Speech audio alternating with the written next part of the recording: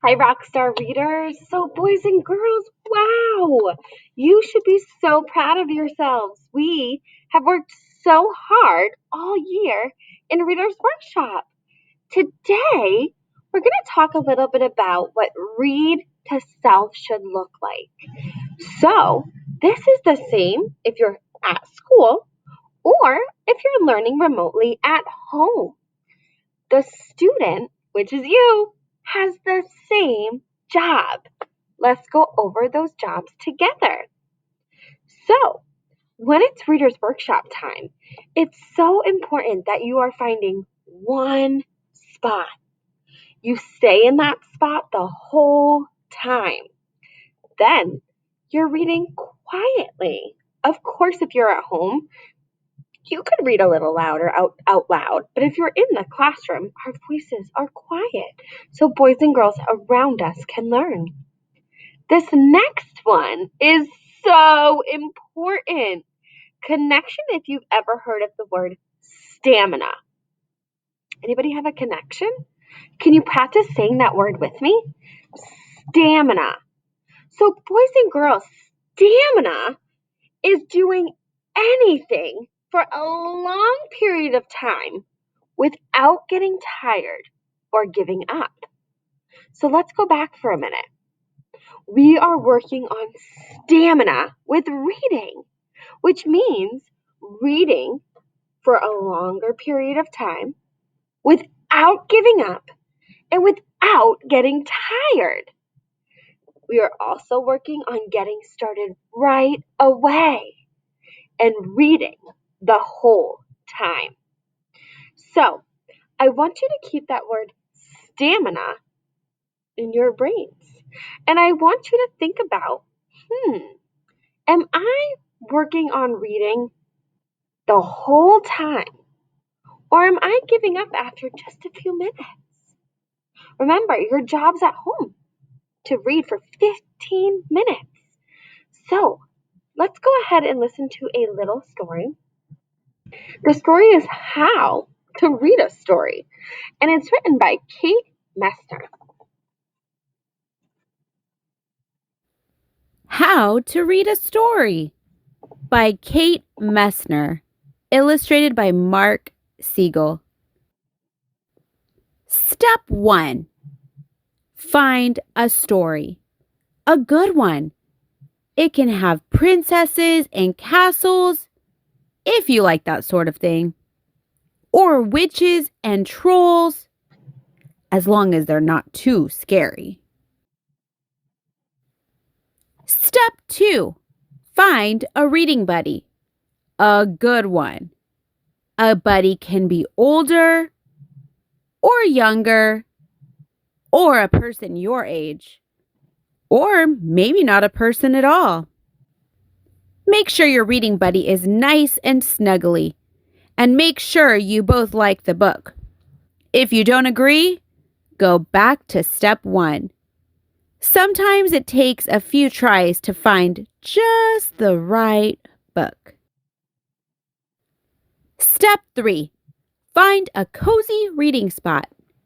Outside is fun, but not if it's very cold. Unless you have thick woolen blankets and hats and scarves and cups of steaming hot cocoa. And not if it's very hot, unless you have trees to shade you from the sun, a hammock to catch cool breezes, and tall glasses of icy lemonade. Inside is good. Couches are cozy. So are chairs big enough for 2. Just be careful not to get stuck. Step 4. Look at the book's cover. Can you guess what it's about? Read the title. That might be a clue. And then take a little picture walk. Step 5. Open the book. This is the exciting part. Read the story in a loud, clear voice.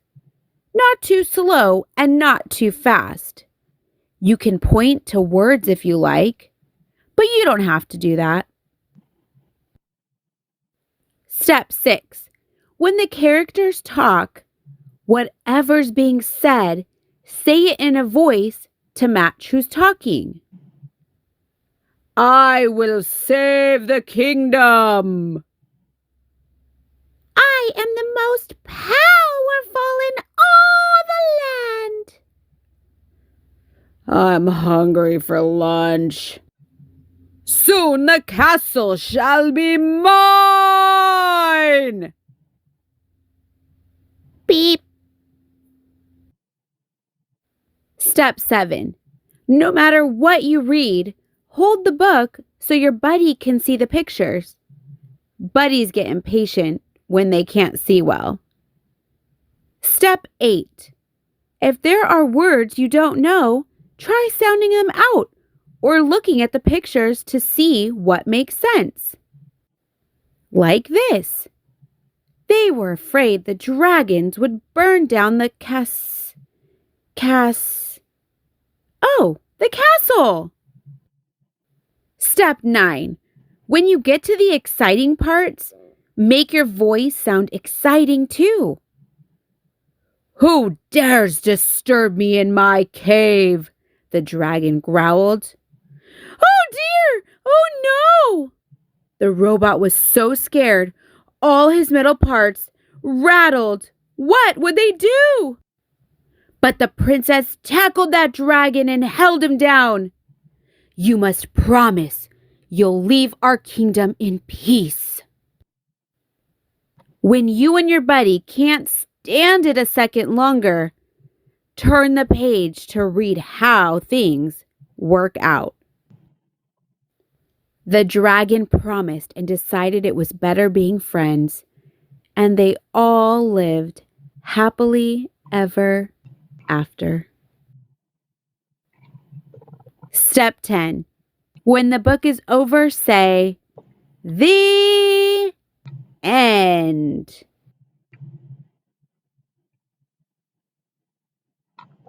All right, so boys and girls, let's go ahead and put my screen back on.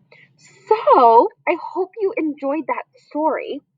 And I want you to think, if I'm trying to build my stamina at home today with reading or in the classroom, what am I going to be doing? Think about it for a second. Yes, you are going to get started right away when it's time to read, and you're going to see how long you can read for the whole time. It may just be 5 minutes. It may be 15 minutes without taking a break. But you're going to try your best, and you're going to fill out this little chart. So, day 1, your job would be to see how many minutes you could read without getting tired. Remember, our goal is 15 minutes every day. So, your goal could try to just be 7 minutes today, as long as you're reading the whole time. Whatever amount you have, you're going to fill in this chart right here, day 1, day 2, and day 3. And you're going to see, am I building my stamina? Am I reading for a longer amount of minutes each day? That's our goal. Happy reading, boys and girls.